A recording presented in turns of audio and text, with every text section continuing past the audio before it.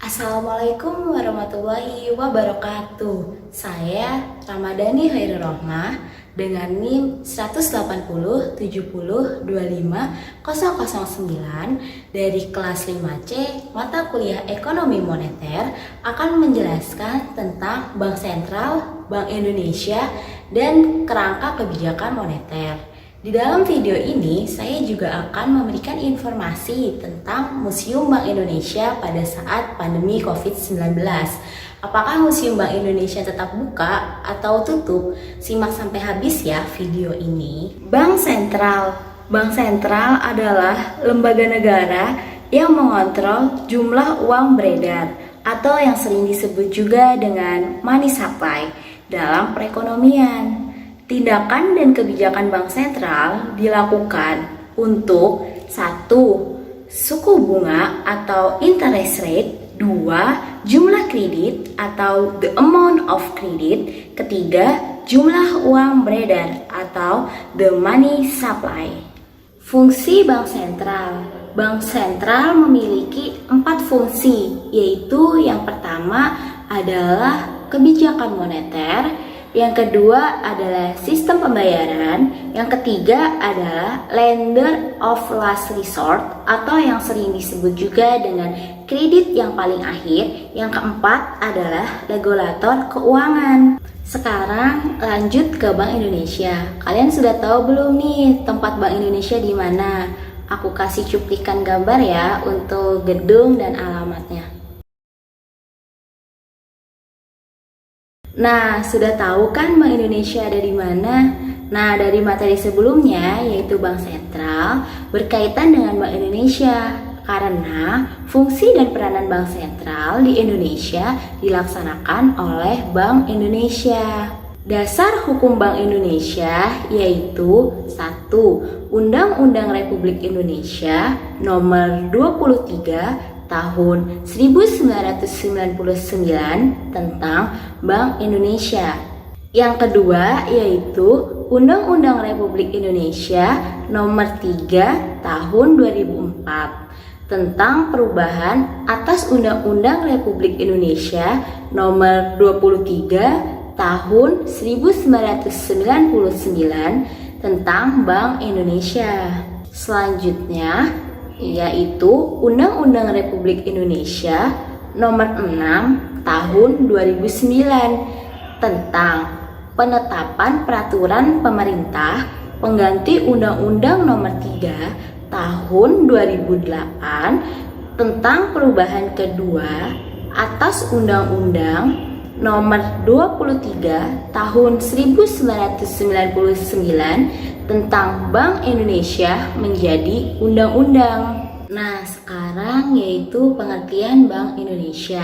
Bank Indonesia adalah lembaga negara yang independen, bebas dari campur tangan pemerintah atau pihak-pihak lainnya, kecuali untuk hal-hal yang secara tegas diatur dalam undang-undang yang tadi udah aku sebutin. Pasti banyak yang bertanya-tanya nih, apa sih tujuannya Bank Indonesia didirikan? Bank Indonesia didirikan untuk mencapai dan memelihara kestabilan nilai rupiah. Kestabilan nilai rupiah terdiri dari 2 aspek. Yang pertama yaitu kestabilan nilai mata uang terhadap barang dan jasa. Hal ini tercermin pada tingkat inflasi. Yang kedua yaitu kestabilan terhadap mata uang asing atau yang sering disebut juga dengan mata uang negara lain. Hal ini tercermin pada nilai tukar rupiah terhadap mata uang asing atau yang sering disebut juga dengan foreign currencies. Untuk mencapai tujuan yang tadi sudah dijelaskan, Bank Indonesia didukung oleh 3 tugas, yaitu yang pertama, menetapkan dan melaksanakan kebijakan moneter. Yang kedua, yaitu mengatur dan menjaga kelancaran sistem pembayaran. Yang ketiga, yaitu mengatur dan mengawasi bank. Sampai dengan tahun 2013, tepatnya pada akhir 2013, Bank Indonesia masih menjadi regulator dan supervisor perbankan nasional. Tetapi pada tahun 2014, tugas tersebut sudah dialihkan kepada OJK, yaitu Otoritas Jasa Keuangan. Pelaksanaan kebijakan moneter. Dalam rangka menetapkan dan melaksanakan kebijakan moneter, Bank Indonesia berwenang 1. Menetapkan sasaran-sasaran moneter dengan memperhatikan sasaran laju inflasi yang ditetapkannya. Kedua, melakukan pengendalian moneter dengan menggunakan cara-cara yang termasuk tetapi tidak terbatas pada 1. Operasi pasar terbuka atau yang sering disingkat juga dengan OTP di pasar uang baik rupiah maupun valuta asing. Jadi baik uang Indonesia atau yang sering disebut juga dengan rupiah atau uang negara asing, yaitu contohnya kalau Malaysia ringgit. 2. Penetapan nilai diskonto. 3. Penetapan cadangan wajib minimum. Yang keempat yaitu pengaturan kredit atau pembiayaan. Sejak tahun 2005, Bank Indonesia menetapkan kerangka kebijakan moneter, yaitu yang sering disebut juga dengan Inflation Targeting Framework atau yang sering disingkat juga dengan ITV, yaitu kebijakan moneter dengan menetapkan inflasi sebagai sasaran utamanya dan berdasarkan sistem nilai tukar mengambang atau yang sering disebut juga dengan free floating. Bank Indonesia menetapkan kebijakan nilai tukar yang bertujuan untuk mengurangi volatilitas nilai tukar yang berlebihan dan bukan untuk mengarahkan nilai tukar pada level tertentu. BI dapat melakukan intervensi di pasar falas untuk menjaga volatilitas nilai tukar pada band atau interval yang wajar sehingga dapat mencegah spekulasi.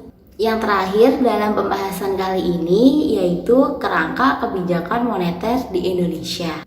Kerangka kebijakan moneter di Indonesia disebut juga dengan Inflation Targeting Framework atau yang sering disebut juga dengan ITV.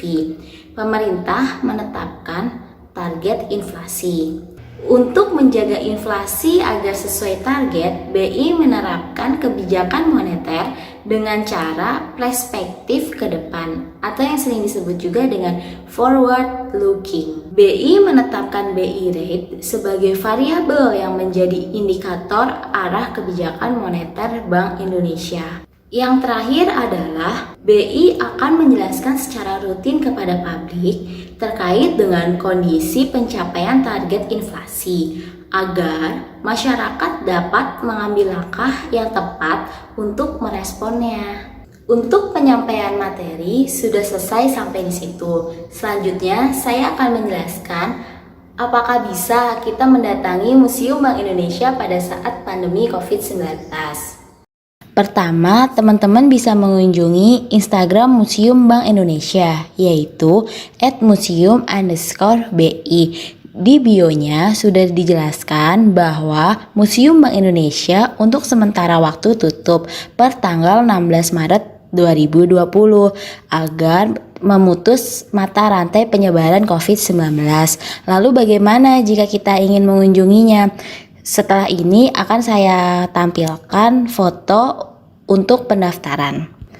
Nah, teman-teman bisa nih mendaftarkan melalui WhatsApp atau melalui email, yaitu dengan nomor WhatsApp 0812 9157 3940. Nanti di situ teman-teman ditanyakan untuk rombongan atau individu. Nah, apa sih benefitnya untuk kita mengikuti pemanduan daring Museum BI? Jadi manfaatnya yaitu pertama kita mendapatkan ilmu yang ada di Museum Bank Indonesia, yaitu dipandu oleh tour guide.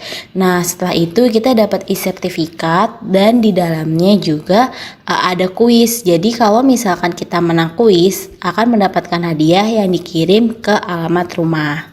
Untuk pemanduannya itu sekitar 60-90 menit.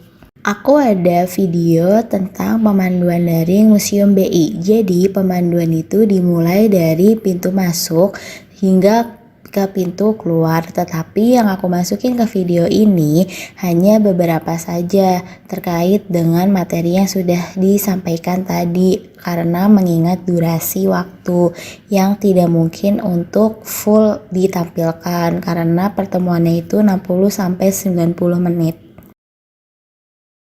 Setelah gedung ini tidak berfungsi sebagai Diafase Bank, ya, setelah Diafase Bank dinasionalisasi oleh pemerintah Indonesia, ya, dirubahlah gedung ini menjadi Bank Indonesia.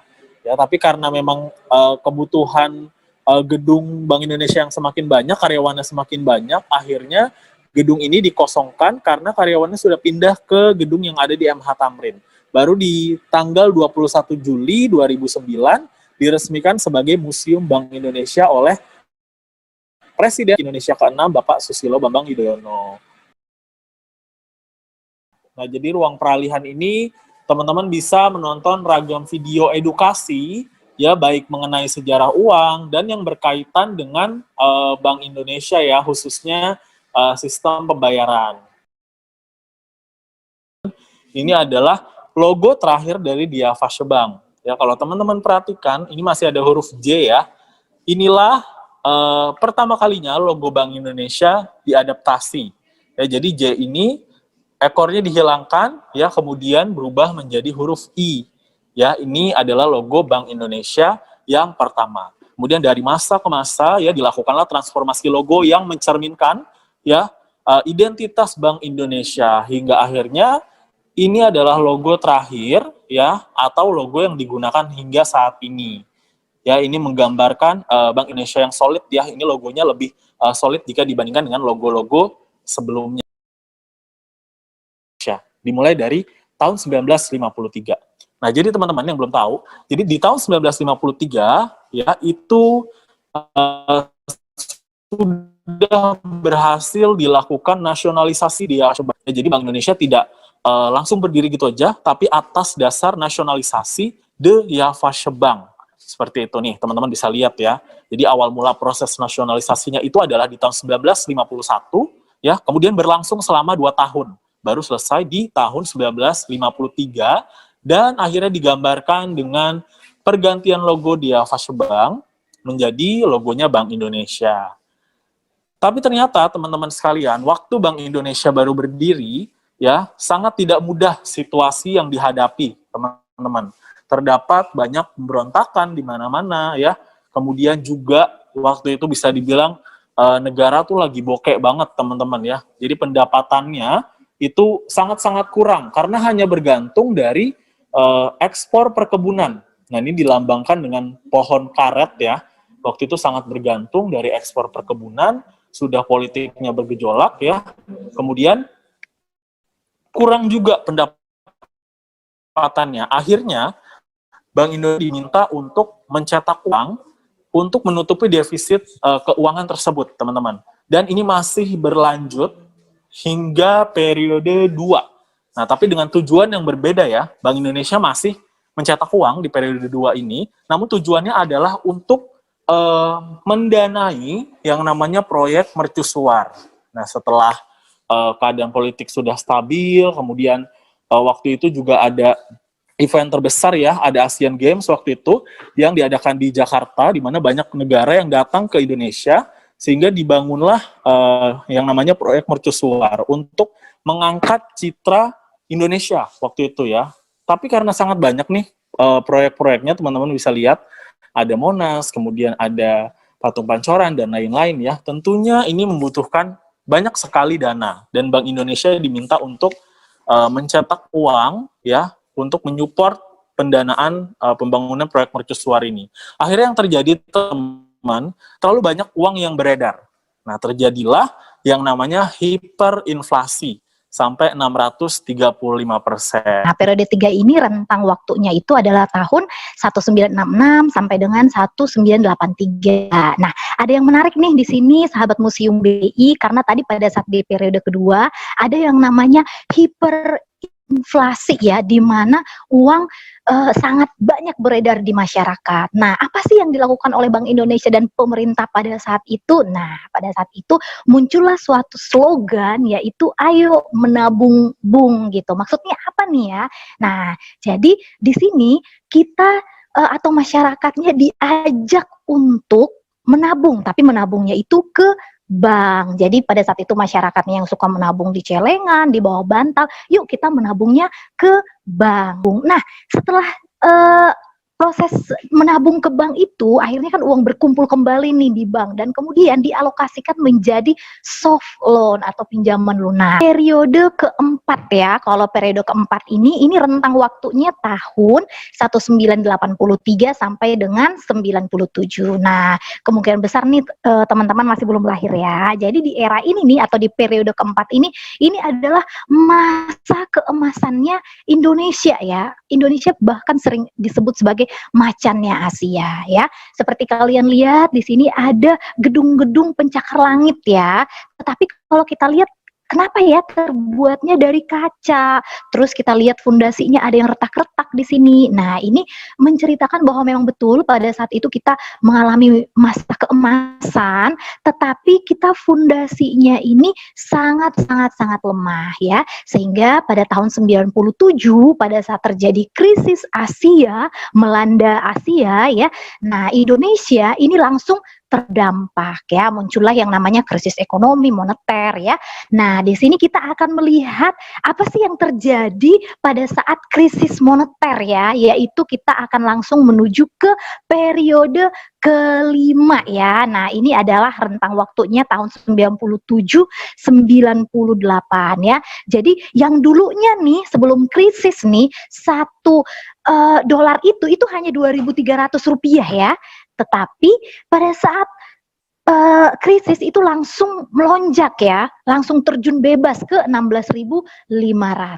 Ruang kerusuhan ya, yang masih di periode kelima, di mana di ruangan ini dijelaskan. Nah, coba kalian lihat di sini ada gambar di mana masyarakatnya turun ke jalan, kemudian kalian lihat ada motor dibakar, kemudian ada barang-barang peninggalan para demonstran di sini, ada mobil dibakar. Nah, ini menceritakan masyarakatnya turun ke jalan tapi anarkis ya. Di sini kalian lihat ada mesin ATM-nya dirusak karena di sini terjadi distrust masyarakat terhadap dunia perbankan. Jadi masyarakat berbondong-bondong datang ke bank untuk menarik uangnya, begitu pula di mesin ATM-nya berusaha untuk mengambil atau melakukan tarikan tunai secara bersamaan. Kira-kira apa sih yang terjadi setelah atau pasca krisis? Tepatnya di tahun 99.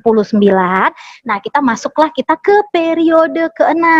Di periode ke-6 ini keluarlah yang namanya Undang-Undang Nomor 23 tahun 99, yaitu yang memberitahukan bahwa Bank Indonesia sudah menjadi institusi yang independen. Jadi kita tidak ada lagi intervensi dari pemerintah. Jadi di periode ke-7 ini kita lebih masuk lagi apa sih sebenarnya yang menjadi fungsi utama atau peran utama dari Bank Indonesia. Nah, seperti kita ketahui fungsi utamanya atau peran utamanya adalah menjaga kestabilan, mencapai dan menjaga kestabilan nilai tukar rupiah ya.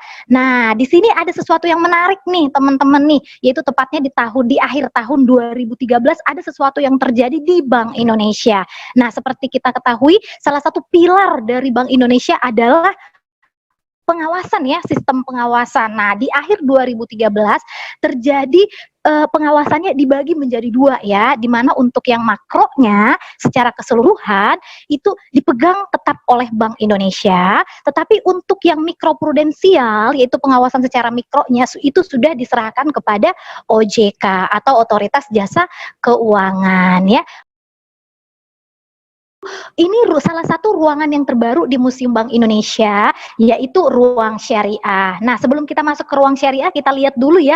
Ini ada patung dari Bapak Samanhudi. Jadi Bapak Samanhudi ini adalah pelopor ya, pelopor dari Serikat Dagang Islam ya, sehingga yang melahirkan yang namanya perbankan syariah. Nah, di Museum Bank Indonesia ini karena kita sangat ingin sekali dekat dengan yang namanya kaum milenial ya. Jadi kita membuat suatu teknologi yang sofistikasi dedicated di sini yang kita namakan dengan Magic Wall, di mana di sini kita belajar mengenai apa itu perbankan syariah, tetapi dengan cara yang sangat fun ya. Makanya di sini kita bisa bermain-main tetapi bisa sambil belajar. Kita tinggal klik saja. Nah, ini dia. Nah, pada saat kita klik salah satu bahasanya, nanti akan muncul berbagai aspek-aspeknya sehingga kita bisa belajar. Coba kita lihat dari sisi imbalannya. Kita tinggal klik saja gambarnya, maka nanti akan langsung memunculkan apa sih perbedaan antara perbankan syariah dan juga perbankan konvensional. Jadi kalau kita lihat perbankan syariah ini ternyata besaran imbalannya berupa bagi hasil sesuai dengan kinerja usaha nasabah. Sementara kalau untuk yang konvensional memiliki besaran bunga yang tetap. Nah, kita juga di sini ada juga yang namanya Magic Book ya. Ini juga kalian nanti bisa bermain-main di sini sehingga kalian bisa lebih mengetahui lagi apa itu perbankan syariah tapi dengan cara yang sangat menarik. Ya. Nah, di ruangan kebijakan Bank Indonesia 2012-2016 kita akan berbicara mengenai GNNT atau Gerakan Nasional Non Tunai ya. Di mana di multimedia ini kalau kalian lihat ada buletan, kemudian di dalamnya ada multimedia. Ini memberikan informasi atau edukasi kepada kita seputar kalau sekarang kita bertransaksi nggak perlu bawa dompet tebel lagi, cukup dengan membawa kartu atau bahkan saat ini sudah ada yang namanya scan barcode lebih efektif lagi, lebih cepat lagi dan lebih aman lagi gitu ya. Kemudian kita bisa melihat di sini ada yang namanya TPI, TPID. Apa ini? Nah, tim pengendali inflasi dan tim pengendali inflasi daerah. Jadi dipergunakanlah ini si timnya ini pengendali inflasi ini agar bisa mengendalikan inflasi sejak dari dini. Sudah langsung dikendalikan melalui si TPI dan TPID ini gitu ya. Dan kemudian kita di sini bisa melihat ada yang namanya ruang inflasi ya. Jadi ini adalah magic ini adalah inflation mapping kita ya. Jadi kalian nanti bisa duduk di sini, masuk ke ruangan ini dan nanti langsung menyaksikan tayangan seputar apa itu inflasi, tetapi ditayangkan dengan durasi yang cukup pendek, kemudian dengan bahasa yang sangat-sangat sederhana sehingga baik anak-anak, dewasa bisa mengerti langsung apa sebenarnya itu inflasi gitu ya. Dan kemudian di ruangan kebijakan 2012-2016 ini ada yang namanya diorama rupiah. Apa sih kegunaan dari diorama rupiah ini? Yaitu memberikan kita edukasi seputar security features, yaitu fitur-fitur pengaman yang ada di uang kita nih, yaitu di emisi 2016 ya. Jadi nanti kalau ada pertanyaan uang kita saat ini menggunakan emisi tahun berapa? Emisi tahun 2016 ya. Jadi sahabat Museum BI di ruangan ini, sahabat Museum BI bisa belajar bagaimana sih proses uang itu diedarkan dari awalnya direncanakan, kemudian penyimpanan uangnya itu sendiri sampai diedarkan ke masyarakat. Nah, begitu kita memasuki ke ruangan ini, kita akan langsung melihat mesin pencetak uang. Tepatnya adalah uang Republik Indonesia yang sudah kita lihat sebelumnya. Nah, ini sangat sederhana sekali, teman-teman. Jauh berbeda dengan mesin pencetak uang sekarang, ya ini buatan Eropa ya mesinnya dan ini masih asli. Kemudian juga ada peti untuk pendistribusian uang, teman-teman. Jadi tentunya dulu sangat sulit untuk mendistribusikan uang, khususnya uang Republik Indonesia, itu menggunakan peti seperti itu ya. Lalu bahkan petinya disembunyikan ke dalam gerobak yang dibawa oleh kerbau seperti itu supaya tidak ketahuan oleh tentara Belanda, teman-teman sekalian. Lalu kita masuk ke dalam ruangan ini ya, kita akan melihat pertama-tama adalah proses dari perencanaan uang. Jadi uang yang beredar di masyarakat itu tentunya jumlahnya ditentukan dan ditimbang supaya tidak terlalu banyak, tidak terlalu sedikit, teman-teman. Dan yang melakukan itu adalah Bank Indonesia. Nah, ini adalah step by step bagaimana uang ini diedarkan. Kemudian sampai juga nanti setelah ditentukan jumlah uang beredarnya, lalu dipilihlah material yang digunakan di dalam uang. Salah satunya adalah kapas ini ya teman-teman. Khususnya untuk uang kertas, salah satu bahan untuk pembuatannya adalah kapas.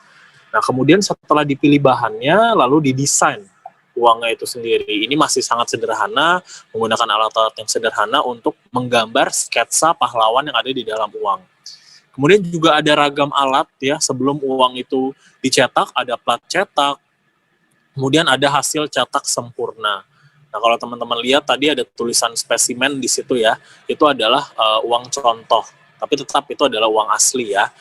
Nah, kemudian untuk uang koin sendiri tidak jauh berbeda dengan uang kertas, ya alat-alatnya mirip-mirip. Namun yang berbeda di sini mungkin hanya ada mold gypsum, itu yang warna putih itu teman-teman, yang besar itu untuk menghindari kesalahan pada saat pengukiran gambar di uang koin. Setelah didesain teman-teman sekalian, uangnya kemudian disimpan dulu untuk kemudian diedarkan menggunakan beragam transportasi. Ada lewat jalur darat, menggunakan kereta contohnya, kemudian mobil juga yang dijaga pengamanan yang sangat ketat, kemudian juga lewat pesawat ya untuk medan-medan yang sulit dijangkau.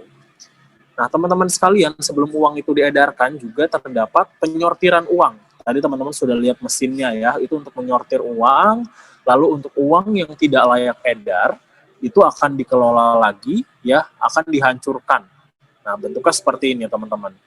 Akan dihancurkan lalu dipadatkan abunya seperti itu. Kita berpindah lagi nih ke ruangan kedua, yaitu adalah ruangan emas moneter. Nah, ini salah satu spot yang sangat instagramable di Museum Bank Indonesia. Ya, dari luar aja udah kelihatan shining banget ya teman-teman.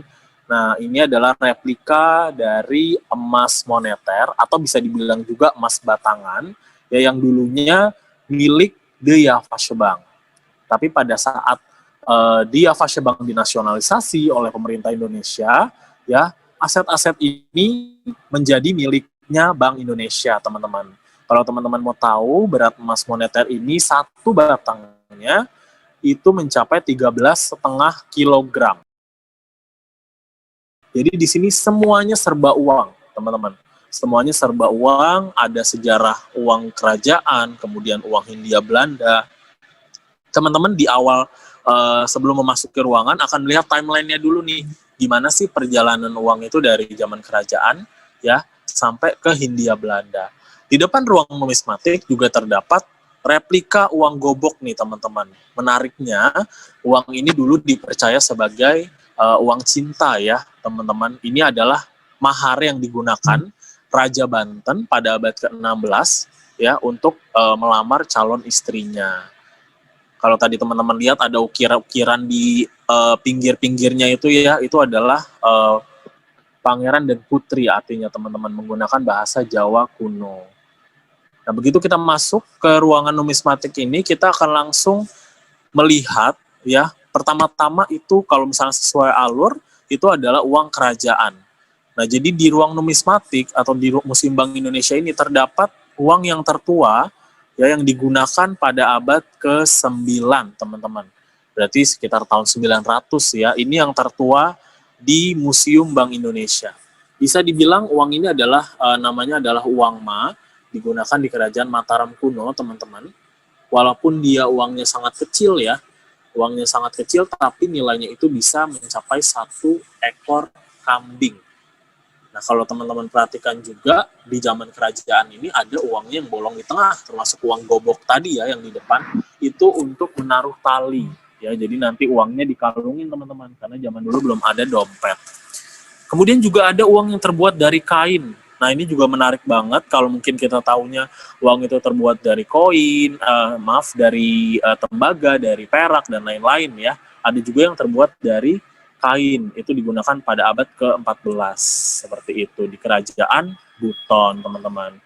Ada juga riksdaler, itu uang yang kertasnya besar-besar itu ya, itu digunakan di masa Hindia Belanda.